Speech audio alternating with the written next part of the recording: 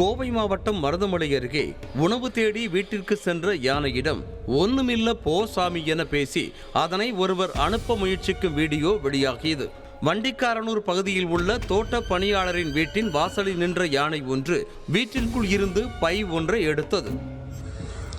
சாமி ஒன்றும் இல்லை சாமி, போ சாமி, அவ்வளோதான் சாமி.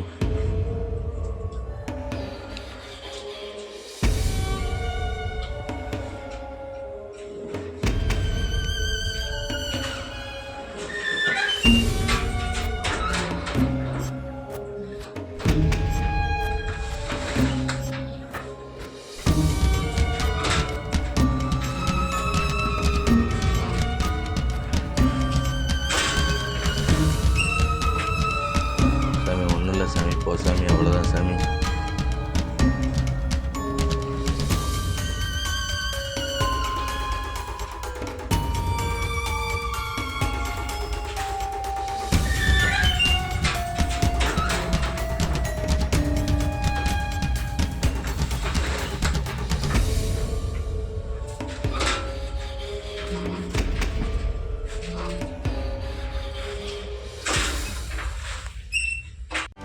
செய்திகளை உடனுக்குடனும் துல்லியமாகவும் தெரிந்து கொள்ள சப்ஸ்கிரைப் பண்ணுங்க.